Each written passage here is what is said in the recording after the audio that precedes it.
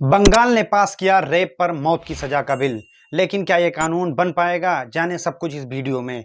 Kolkata doctor rape and murder case के बाद बंगाल सरकार ने विधानसभा का विशेष सत्र बुलाकर रेप मामले में मौत की सजा और फटाफट न्याय से संबंधित कानून को पास किया।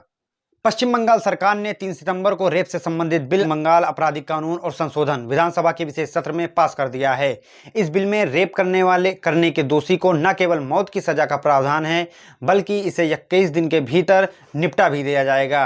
अब सबसे बड़ा सवाल यह है कि क्या बंगाल सरकार के ऐसा करने से ये कानून की शक्ल लेगा या नहीं, या इससे अपराध रुकेंगे या नहीं, ये जानते हैं आगे। विधानसभा से पास होने के बाद ये बिल राज्यपाल के पास पहुंचेगा, जो इसे रद्द भी कर सकता है या फिर केंद्र सरकार के पास भेज देगा। इस प्रस्ताव को कानून या अमल जामा पहनाने का काम केंद्र सरकार का ही होगा। वहीं अगर इस कानून की बात कही जाए तो बंगाल में बीजेपी और लेफ्ट के सदस्यों ने इस कड़ा कानून का विरोध किया। राज्य बीजेपी का कहना है कि केंद्र सरकार द्वारा बनाए गए कानून में पहले से ही इसका प्रावधान है। बंगाल की बीजेपी यूनिट का कहना है कि केंद्र सरकार के पास पहले से ही बलात्कार और हत्या के खिलाफ एक कानून है। उस कानून में भी मृत्युदंड का प्रावधान है। केंद्र ने इसे बनाया है, राज्य सरकारों को फास्ट ट्रैक कोर्ट स्थापित करने का निर्देश दिया है। बेहतर हो कि राज्य सरकार इससे लिए फास्ट ट्रैक कोर्ट स्थापित करके तेजी से वहां मुकदमा चलाए। अब सबसे बड़ा सवाल यह है, क्या राज्य सरकारें रेप मामले में कानून बना सकती हैं?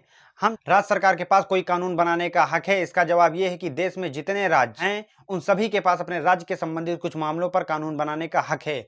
लेकिन बहुत से मामले ऐसे होते हैं जिसमें कानून बनाने का अधिकार उनके पास नहीं है, बल्कि केंद्र को ही है। ऐसे में राज्य सरकार अपने अधिकार क्षेत्र के बाहर के कानून को केवल विधानसभा में पेश करके उसे केंद्र को भेज ही सकता है। आमतौर पर कई राज्य सरकारें दबाव के तौर पर अपने यहाँ से कोई भी कानून विधानसभा में पेश और पास करके उसे केंद्र सरकार के पास भेजती हैं। अब बात आती है कि केंद्र सरकार के पास कानून बनाने की कौन कौन सी शक्ति है। भारत में रेप कानूनों से संबंधित मामलों पर कानून बनाने की शक्ति मुख्य रूप से केंद्र सरकार के ही पास है, क्योंकि ये कानून भारतीय दंड संहिता और अन्य राष्ट्रीय कानूनों का हिस्सा है।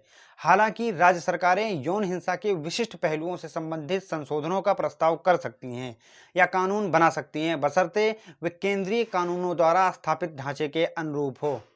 ये भी सवाल आता है कि रेप कानूनों पर क्या कर सकती हैं राज्य सरकारें। भारत में राज्य सरकारों के पास रेप कानूनों को सीधे प्रभावित करने की सीमित क्षमता है, क्योंकि रेप पर प्राथमिक कानून भारतीय दंड संहिता आईपीसी का हिस्सा है, जो एक केंद्रीय कानून है।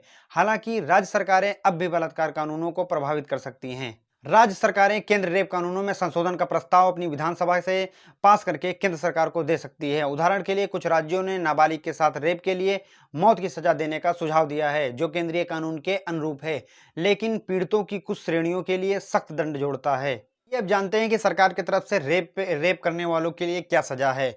आपराधिक कानून संशोधन अध्यादेश 2018 के जरिए आपराधिक कानून संशोधन अध्यादेश 2018 के जरिए सरकार ने भारतीय दंड संहिता 1860 में संशोधन करके महिलाओं के साथ बलात्कार के लिए न्यूनतम सजा को 7 वर्ष से बढ़ाकर 10 वर्ष कर दिया है। 12 वर्ष से कम आयु की लड़कियों के साथ बलात्कार या सामूहिक बलात्कार के लिए न्यूनतम 20 वर्ष का कारावास होगा, जिसे आजीवन कारावास मृत्युदंड तक बढ़ाया जा सकता है। 16 वर्ष से कम आयु की लड़कियों के साथ बलात्कार के लिए 20 वर्ष या आजीवन कारावास की सजा का भी प्रावधान है।